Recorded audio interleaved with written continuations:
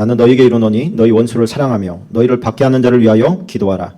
이같이 한즉 하늘에 계신 너희 아버지의 아들이 되리니 이는 하나님이 그 해를 악인과 선인에게 비추시며 비를 의로운 자와 불의한 자에게 내려주심이라. 너희가 너희를 사랑하는 자를 사랑하면 무슨 상이 있으리요? 세리도 이같이 아니하느냐? 또 너희가 너희 형제에게만 무난하면 남보다 더하는 것이 무엇이냐? 이방인들도 이같이 아니하느냐? 그러므로 하늘에 계신 너희 아버지의 온전하심과 같이 너희도 온전하라. 아멘.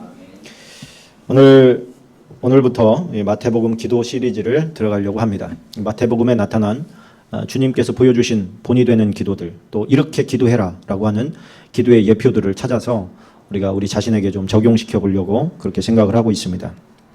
오늘 제목을 선으로 악을 이기는 삶의 원리, 그렇게 한번 잡아봤습니다. 선으로 악을 이기는 삶의 원리. 참 어려운 일입니다, 그죠? 선으로 대해줘라가 아니라 선으로 악을 이길 때까지, 다시 말하면 악을 이길 때까지 선을 베풀어줘라, 그런 뜻입니다. 어려운 일이죠. 하나님께서는 어떻게 이렇게 원수를 사랑하라라고 하는 이 메시지를 주실 수가 있느냐. 우리가 그 말씀에 보면 이렇게 나오죠. 또 내 이웃을 사랑하고, 여기서 그 당시에 배경에 보면 네 친구들을 사랑해야 된다. 그러나 원수는 진멸시켜야 된다. 옛날에 아말렉이 이스라엘을 괴롭힌 것을 들어서 그 이제 이스라엘의 철천지 원수가 되거든요. 그래서 원수를 하나님께서 진멸시키라고 그랬다. 그러니까 원수는 진멸시키되 우리 친구들은 사랑해야 된다. 이런 생각을 가지고 있었는데 예수님께서 그 사람들이 들을 때 말도 안 되는 이 요청을 하시는 거죠. 그러면은 아말렉을 위해서도 그러면은 기도해야 됩니까? 이런 게 이제 나올 수 있죠. 원수를, 그 하나님께서 정해주신 그 원수를 위해서 기도하란 말입니까? 결코 쉽지 않은 일입니다. 어려운 일이죠. 말씀을 묵상하다가 이게 형님을 생각하게 됐습니다. 형님을 생각하다가 그랬던 것 같다, 이런 생각이 드는 거예요.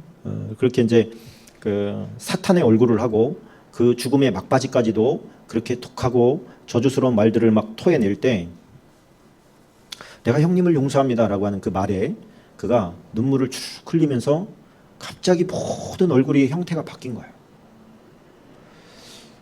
불과 2, 3초 전만 하더라도 악마의 얼굴이다. 당신의 얼굴은 악마의 얼굴이다. 이런 이제 그런 느낌이었는데 성령께서 너무 강권하셔서 내가 당신을 용서합니다, 이렇게 이제 얘기했던.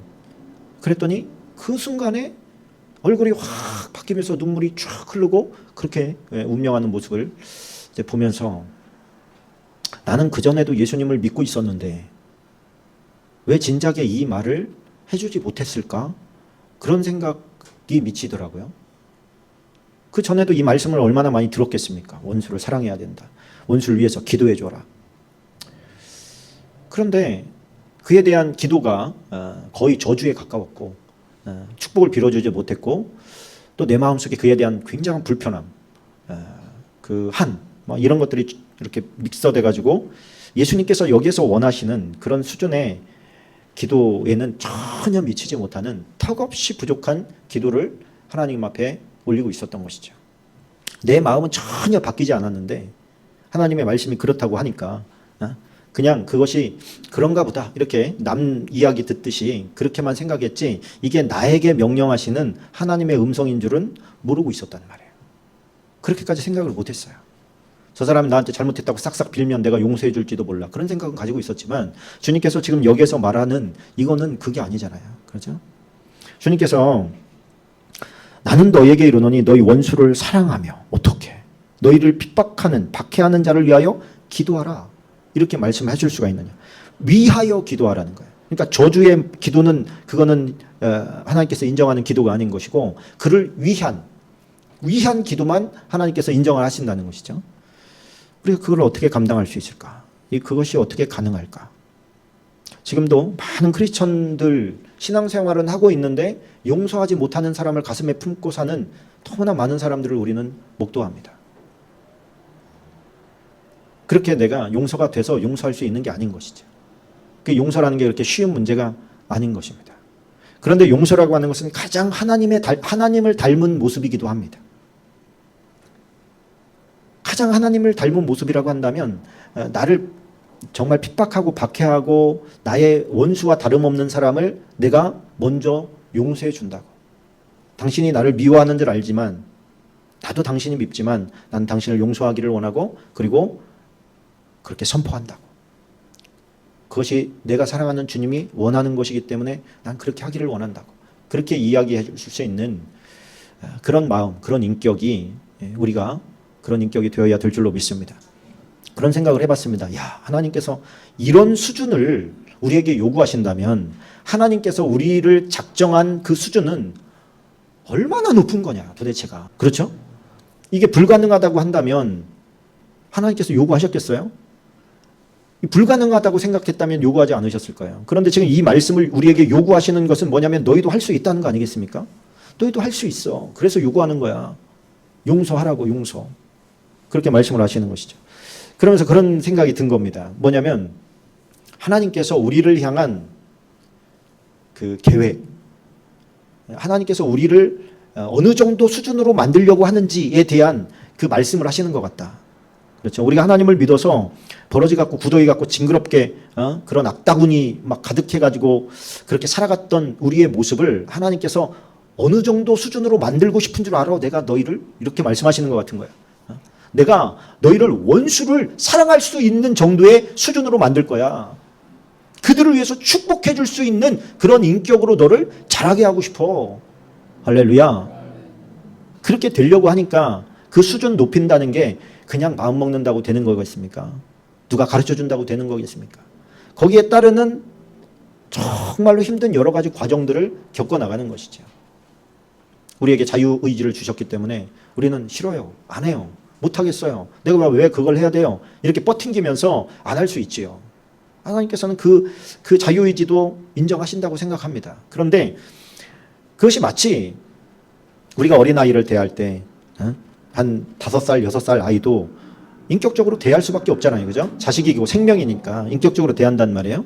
근데 그 아이가 만약에 엄마가 그 아이의 어떤 질적인 성장과 수준을 이 정도까지는 얘를 만들어야 되겠다라고 하는 계획과 포부를 가지고 다 능력도 있고 재력도 있고 다 있으니까 내가 얘를 이 정도 수준에 올려야 되겠다. 이 정도는 되게끔 그렇게 한번 이렇게 밀어주고 인도해 가야 되겠다. 이렇게 마음을 먹었는데 이 아이가 그거 왜 아빠 마음대로 하세요? 난 그런 관심 없어요. 아빠가 요구하는 건 너무 힘들어요. 맨날 공부해라, 책 읽어라, 뭐 용서해라 그러는데 나는 그러기 싫어요. 나는 안 그럴 거예요. 나도 자유의지가 있어요. 뭐 이러면서 뻗팅긴다는 것 같은 그런 느낌을 제가 나의 모습을 통해서 보게 된 것이죠. 하나님께서 원하시는 수준에 이르려면 정말 힘든 길을 가는구나. 그리고 그렇게 돼야 마음이 개간되는구나. 변화되는구나. 그래서 하나님의 말씀에 순종하지 않으면 복종하고 싶은 마음이라도 들게 만드는 것이 하나님께서 우리에게 주신 고난이구나. 이걸 깨닫게 되는 거예요. 하나님의 수준은 저 높이 있는 것 같은 거죠. 도저히 감당할 수 없을 것 같은 내 수준이 아닌데 하나님 어떻게 이거는 너무 격차가 벌어지잖아요. 지금 요만한 거 나한테 잘못한 사람도 용서하기 힘든데 원수를 사랑하라니요. 그를 위해서 축복해 주라니요. 감당이 안 되는 거죠. 이해가 안 되는 거죠. 근데 주님께서는 지금 이것을 하나님의 우리를 향한 섭리요 작정이라고 얘기해 주시는 거예요. 너 이렇게 만들 거야. 나는 네가 이렇게 되기를 원해. 이 정도 수준이 되기를 원해.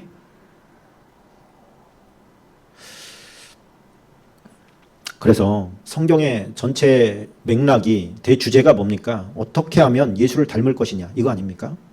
어떻게 하면 예수님의 수준까지 자라갈 것이냐 이게 대전제예요. 그리고 그 안에서 예수님께서 많은 메시지를 우리에게 허락해 주신 겁니다. 이렇게 해라 저렇게 해라. 그렇게 하면 안 된다. 이게 우리가 배운 수준이 우리가 듣고 배운 것들 보고 배운 것들이 너무 밑바닥이라 주님께서 뭐 어떻게 보여줄 수가 없어 누구를. 그래 친히 보여주시면서 내가 한 것처럼 너희도 그렇게 해야 된다. 너네가 수준이 너를 향해서 침을 뱉고 따귀를 때리면서 모욕하고 창으로 찌르고 채찍질하는 사람들을 보면서 아버지 저 사람의 죄를 용서해달라고 기도할 수 있는 수준이 되기를 원한다. 그게 하나님의 섭리이자 또 우리를 작정하심이에요. 그래서 구원해놓고 끝나는 삶이 아니라 하나님을 날 얼마나 높여놓고 싶으신지 얼마나 그 수준의 격차가 내가 생각하는 나의 격차와 하나님이 생각하는 나의 격차가 이렇게 얼마나 큰지 그럼에도 불구하고 인내하시면서 오늘도 우리를 초청하셔서 기도의 자리에 앉혀놓고 기도하기를 원하시는 기도를 통해서만 그 길을 갈 수 있어요. 사람을 용서한다는 것은 우리가 가지고 있는 본질로는 불가능한 거예요. 우리를 넘어설 수 있는 힘은 성령님으로부터 오는 줄로 믿습니다. 성령님으로부터 나를 넘어선 힘이 오게 하려고, 생기게 하려고 하니까 거기에서 기도가 필요한 거예요. 하나님, 나는 용서할 수 없어요. 나는 받아들일 수 없어요. 난 이해할 수 없어요. 용납이 안 돼요. 그런데 주님께서는 그걸 원하시니 그러면 그걸 할 수 있는 힘을 나에게 주세요. 그래서 먼저 했더라면 얼마나 더 좋았겠는가. 얼마나 그 받는 사람의 입장에서는 자유로울 수 있었겠는가. 그래서 하나님께서는 우리의 원수가 진멸당하는 것이, 이것이 복수가 아니라, 하나님의 뜻이 아니라 원수가 회심하는 것이 하나님의 뜻이요 목적인 줄로 믿습니다. 그러면요, 그 사람은 천국 갈 수 있어요. 천국에서 영원히 나한테 미안해하면서 고마워하면서 살 거예요. 총으로 빵 쏘면 끝나겠지요. 지옥 가겠지요. 거기에서 오는 네가 지옥 가면 내가 속이 시원하겠어 이놈아, 그런 마음이 하나님께서 원하시는 마음이 아니라는 거예요. 그럼 주님이 이 땅에 오실 필요가 없죠. 그냥 가만히 놔버려 두면 다 지옥 가는 거예요. 주님께서 우리에게 원하시는 수준은 넘어서는 것입니다. 악을 이길 수 있는 유일한 방법은 선을 행하는 거예요. 단지 기도하고, 하나님, 내가 저 사람을 용서하기를 원합니다. 용서하기를 원해요. 그러니까 용서할 수 있는 마음을 주세요. 이렇게 기도하는 게 끝이 아니라는 거예요. 그에게 어떻게 하라는 거예요? 선을 행하라는 거예요. 선을. 악이 나를 굴복시키고 내 정신과 내 마음의 평안과 이 나를 포악하게 만드는 것이 원수가 원하는 거죠. 다시 말하면 사단이 내가 파괴되기를 원하는 모습이지요. 그런데 내가 파괴되는 게 아니라 내가 예수님의 성품을 닮아서 오히려 축복을 해주고 그를 권면해주고 그에게 선을 베풀어. 언제까지? 그 사람이 변화될 때까지, 그 사람이 회심할 때까지 내가 선을 베풀어 주라는 거예요. 그래서 악을 이기는 유일한 방법은 선을 행하는 것이라 했습니다. 하나님께서 우리가 그냥 머릿속으로 일어나는 거잖아요. 용서하는 것도 그렇고 용서하게 해달라고 기도하는 것도 그렇고 다 머릿속에서 아무런 일도 안 일어나요. 머릿속에서 일어나는 것은. 그런데 그에게 가서 내가 당신을 용서합니다 라고 하는 말을 했다면 그것이 선을 행한 것이죠. 그에게 꼭 필요한 것을 내가 조금이나마 좀 도와주는 거. 네가 왜 이런 저 사람의 반응, 그런 반응이 나오는 게 당연하겠지만 그런 선을 행할 때, 말씀에 순종해서 선을 행할 때 그 뒤는 하나님께서 미소 지으시면서 해결해 가실 줄로 믿습니다. 우리가 할 도리만 하면 그 뒤는 주님께서 해결하시더라, 역사하시더라 라고 하는 것입니다. 그래서 대적을 위한 기도는 내 힘으로 안 되니까 우리가 주님의 도움을 받아야 된다. 하나님, 나를 도와주십시오. 대적을 위해서 축복해 줄 수 있는 마음을 주십시오. 그리고 더 좋은 건 뭐예요? 그 기도를 하고 난 다음에는 실천을 해보는 거예요. 이 시대의 가장 큰 문제가 뭡니까? 실천이 없는 거예요. 머릿속으로는 너무 많이 알고 있는데 실천이 안 돼요. 실천이 안 되니까 어떤 일이 벌어집니까? 변화가 없는 거예요. 세상도 안 변하고 나도 안 변해요. 나중에는 정죄하고 판단하는 능력만 막 탁월해져요. 그거 어디다 써먹어요? 하나님께서 뭐라 그래요? 네가 정죄하고 판단하는 그걸로 너를 할 거야. 네가 이해하고 헤아리면 나도 너를 그렇게 대해줄 거야. 이렇게 말씀하시는 거예요. 그러니까 우리는 우리 안에 뭐를 품고 있는지 사람들은 모릅니다. 그러나 자신은 알죠. 내가 누구를 미워하고 있고 미워하지는 않더라도 사랑하지는 못하고 있고 축복해 주지는 못하고 있고 원망과 불평을 내가 그에 대해서 가지고 있다면 그것 자체가 이미 죄인 것이죠. 주님께서는 요청하고 초청합니다. 네가 그런 삶을 살지 않았으면 좋겠다. 네가 수준을 좀 높은 수준으로 살았으면 좋겠다. 내 제자면 사랑해야 된다. 사랑하면 네가 내 제자인 줄을 세상 사람들이 안다. 그렇게 얘기했어요. 나 교회 다녀요. 나 예수님 믿어요. 얘기 안 해도 네가 사랑하면 사람들이 너가 내 제자인 줄을 안다. 그렇게 말씀하셨어요. 오늘 이 자리에 나왔는데 누구나 한 명씩은 있는 것 같습니다.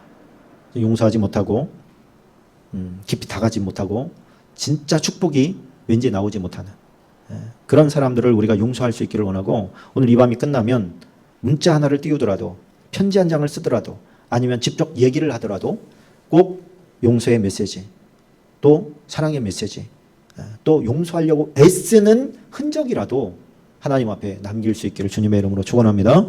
우리 함께 기도하기를 원합니다. 기도할 때 하나님께서 우리에게 힘 주실 줄로 믿습니다. 또 교회를 위해서도 목회자를 위해서도 시간에 함께 기도해 주시기를 주님의 이름으로 부탁을 드립니다. 기도하겠습니다.